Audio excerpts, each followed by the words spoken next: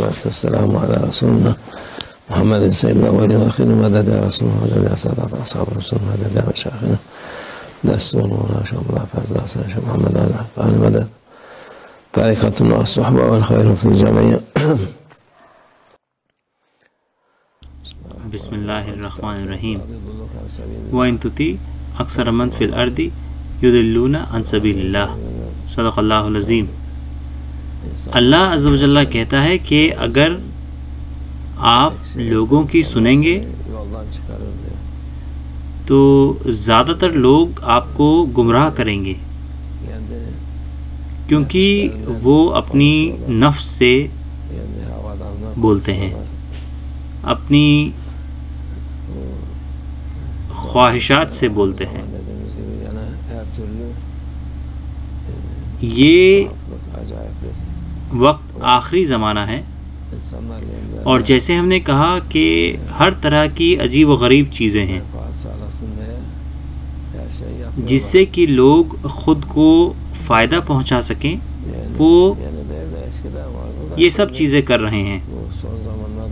یہ نئی نہیں ہیں، یہ پہلے بھی تھی، لیکن آج کل یہ زیادہ سننے کو ملتی ہیں. یہ بایو انرجی کے بارے میں بات کرتے ہیں اور کہتے ہیں کہ میں تمہیں تعلیم دوں گا، میں ایسا کروں گا یا ویسا کروں گا، اور پھر چکرا ہیں اور ہمیں نہیں پتا اور کیا کیا، جس سے کہ یہ مسلمانوں کو چکرا کے بارے میں بتا سکیں. وہ ان کو لطائف بولتے ہیں. یہ بالکل بیکار کی چیزیں ہیں جس سے کہ لوگوں کو دین سے دور بھیج سکیں. یہ ایسی چیزیں کرتے ہیں، یہ اس کو دین کے ساتھ ملاتے ہیں اور معصوم لوگوں کو دین سے دور کرتے ہیں.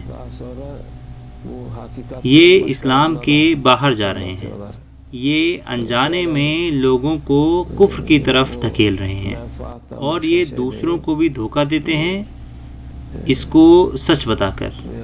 جبکہ جیسا ہم نے کہا کہ یہ کچھ نہیں، صرف خود کا مفاد ہے، اور جس چیز کو یہ بایو انرجی بولتے ہیں وہ یہ آسانی سے کر لیتے ہیں.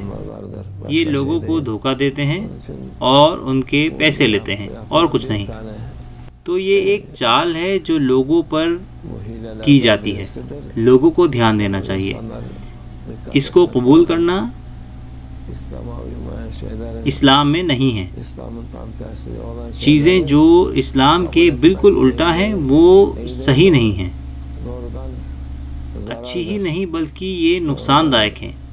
ہر چیز کا نقصان ہے، ایمان کا نقصان ہے.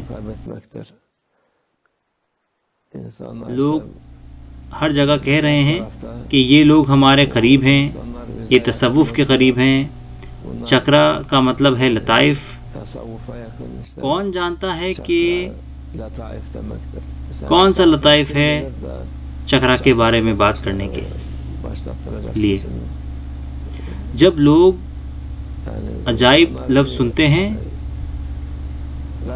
انہیں لگتا ہے کہ وہ ہر چیز پالیں گے ان لوگوں کے ساتھ. آپ سب چیزیں کھو بیٹھیں گے. ایسے لوگوں کے قریب نہ جائیں، ایسے لوگوں سے دور رہیں، آپ ہلاک ہو جائیں گے. اللہ ہماری حفاظت فرمائے. جو ہم نے کہا وہ ایک مثال ہے، ایسی بہت ساری چیزیں ہیں. یہ ہندوستان سے آتا ہے، یہ کہیں اور سے آتا ہے. اس کو عزت دینا یہ ویسے ہی غلط ہے، یہ جائز نہیں ہے. یہ جائز نہیں ہے کہ اللہ کے دشمن کو عزت دی جائے. آپ ان کے ساتھ کام کر سکتے ہیں لیکن ان کو عزت دینا یہ غلط ہے. اگر آپ کو عزت دینی ہے تو اپنے پریوار کو، عالم کو، اپنے والد کو اور بزرگوں کو عزت دیں.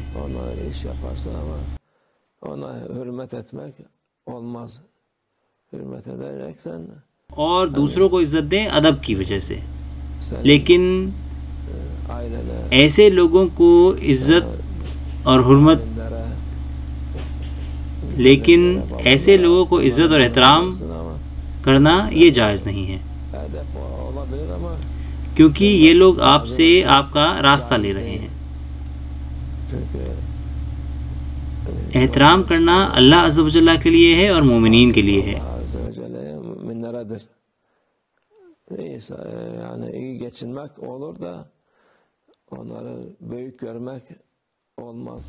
اگر وہ لوگ اچھے ہیں تو یہ ٹھیک ہے کہ آپ کے معاملات ان کے ساتھ ٹھیک ہیں، لیکن ان کو اونچی عزت دینا یہ غلط ہے۔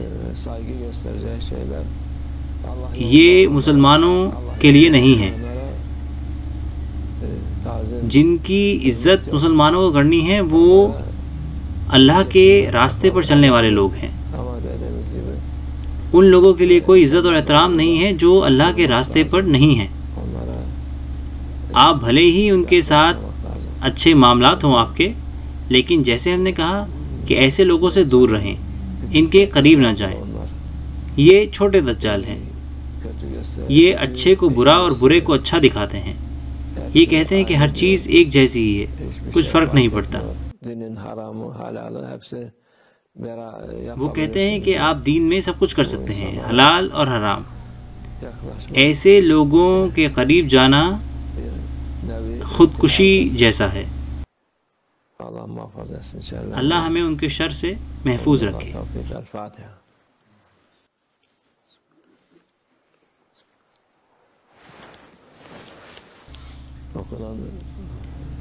ختم ہوا ہے سورہ یاسین، صلوات، تسبیحات، پوری دنیا سے انہوں نے اس کو پڑھا ہے۔ اللہ ان سے راضی ہو، اللہ اسے قبول کرے۔ ہم اس کو ہدیہ کرتے ہیں سب سے پہلے ہمارے رسول اللہ صلی اللہ علیہ وسلم کے آل اصحاب، انبیاء، اولیاء، اصفیاء، مشائخ، خاص کر مولانا شیخ ناظم، حاجہ آنا، حالا سلطان اور ہمارے بزرگوں کی روح کو، جس سے کہ اچھائی آئے اور برائی جائے، یہاں اور آخرت کی خوشی کو۔ وہ عز و جل ہمیں اس شر سے اور اس فتنے سے محفوظ رکھے۔